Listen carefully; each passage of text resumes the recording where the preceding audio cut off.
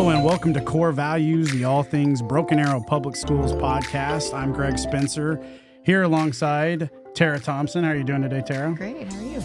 Doing good. We've got some special guests here today. As always, we've got Superintendent Chuck Perry, and then we have Executive Director of Secondary Instruction. That's a long title. It is. A little mouthful. Tony Sappington. Tony, how you doing today? Good, thank you.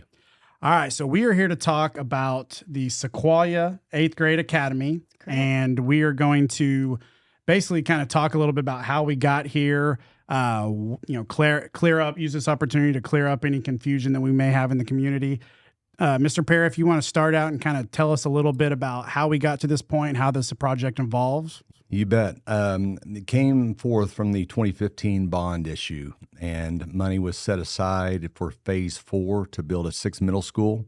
And just about like everything else in life, after COVID or during that time period, construction costs have just skyrocketed.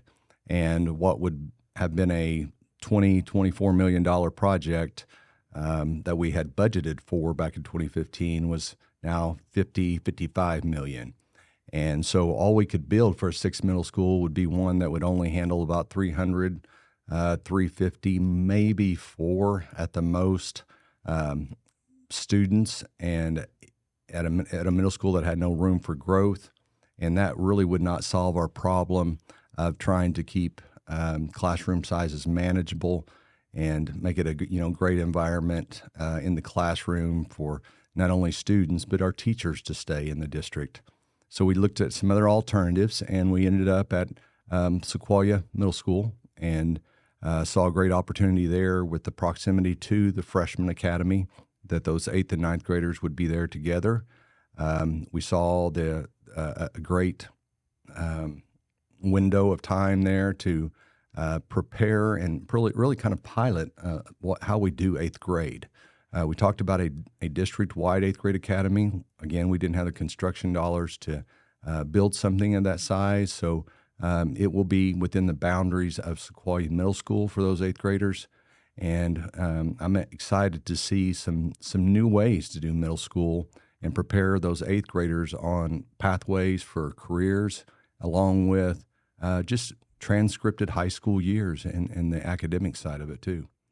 Tara, anything you want to add to that, or questions for Tony? Yeah, kind of a question. I know getting off this project off the ground, we're starting within what will be the new boundaries of Sequoyah 8th Grade Academy. That's another topic that's being discussed right now.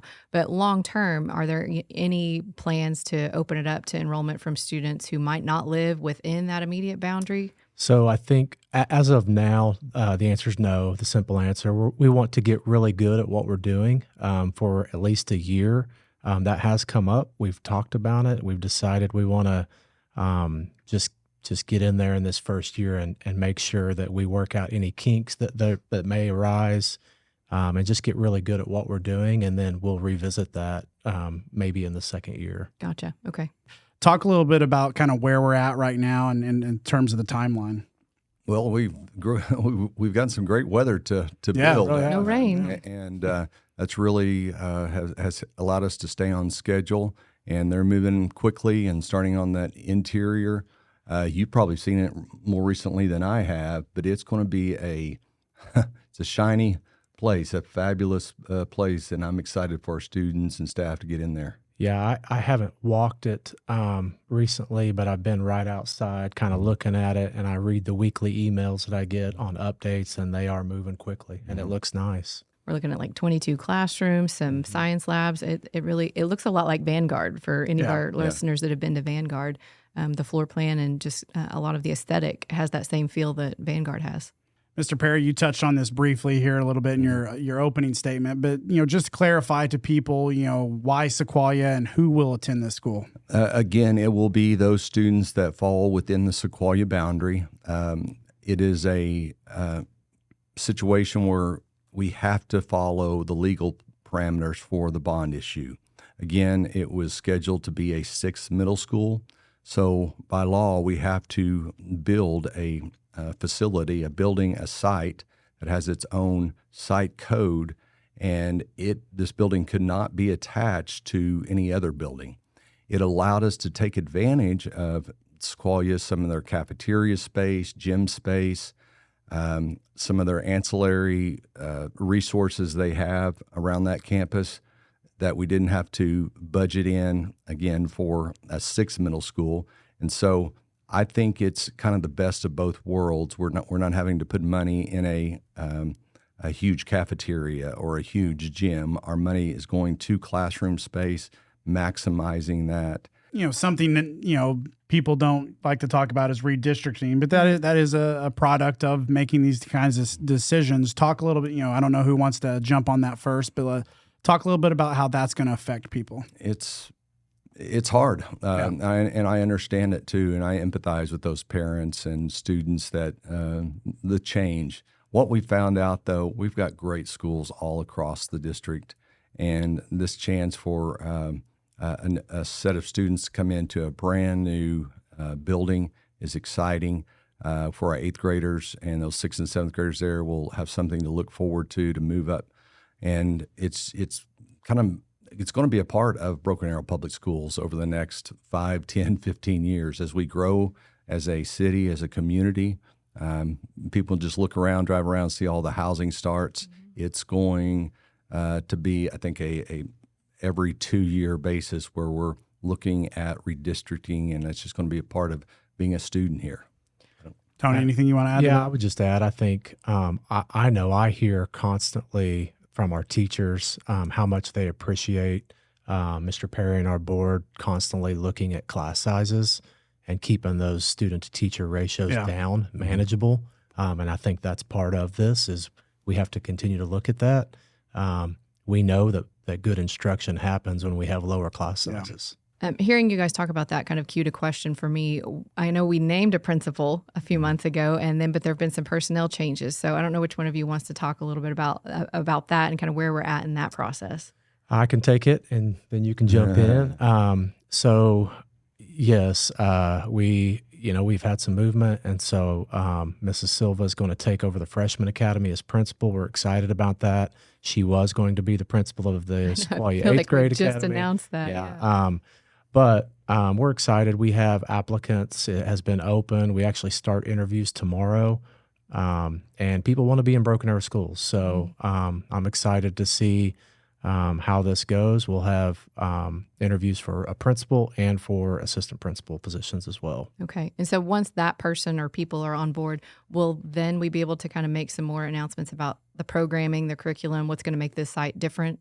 Yes, we've done some work there, but we also want the principal, the admin team to have some ownership in a lot of those things as well. They'll want to hire their counselor and then start hiring their teachers and support staff soon after as well. Mm-hmm. And one of you, I don't remember who mentioned it earlier about career pathways. In case we have audience members who don't know maybe what those are, can one of you explain that and kind of how it's going to be implemented at this facility? Sure. It's something that it's a part of education now. It used to be walking across the stage and just getting a diploma, and at that point then choosing that college or work path or military. Today, education K-12 is preparing students for a life beyond their high school years, and we're really working hard with that K through 12. I know Dr. Sharon James is over our career pathways in the district, and we've got an aviation fair coming up next week for middle school students, and that's a crucial time period for these young men and women to start looking at what interests them, what their skill set is, and how that would match with the career field. It's very competitive out there, and we know anymore just a high school diploma alone, it's hard to make a meaningful wage and to support not only a family, but yourself. And so trying to provide these skill sets, trying to provide these credentials, certifications in the high school level really will, I think, catapult them and give them some opportunities that they may not even know out there. And also just that career awareness, what fields are out there. I think a lot of students, they just have not been exposed to all the career opportunities out there. And we feel some responsibility to that, to show that. You may want to add a little bit more. Well, listening to you also kind of makes me think of what the discussions we've had about course offerings at this building. One of the things that we've done an incredible job of in Broken Arrow schools, and we're now going to offer this in the middle schools, an all-day leadership class. A lot of excitement about that. You look at what we've done up to this point from, I think it was around 2014. So 10 years, tons of growth. Kids want to be a part of that program, and now we're going to offer that all day at this 8th grade academy. And I think that's something that we've done well with opening new sites across the district is we do try to hire that staff early and let that principal decide who's the best fit for the building. And I know we want to center the 8th grade academy around a lot of cooperative learning, concepts too, strategies. We'll talk about that, what that classroom would look like. Yeah, so as a district, we're moving towards lots of just as much student engagement happening with the teacher and students, collaboration.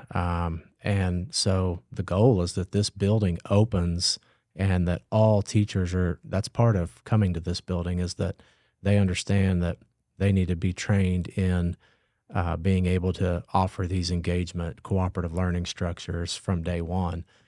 So if I had a student there, I'd be excited as a parent because we know that that's going to be happening across the board in every classroom. And I love it. I went to a national conference years ago, and the speaker was talking about if he could do one thing to improve education in America, he would ban hand raising.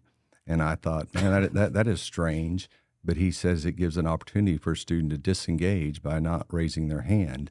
And these cooperative learning activities where they all have a job to do, that they can't disengage in the classroom, and the teacher works as a facilitator, and it's a exciting new way of teaching that students, the research shows that they're learning more, poor behavior is reduced, students feel more connected in the classroom with their peers.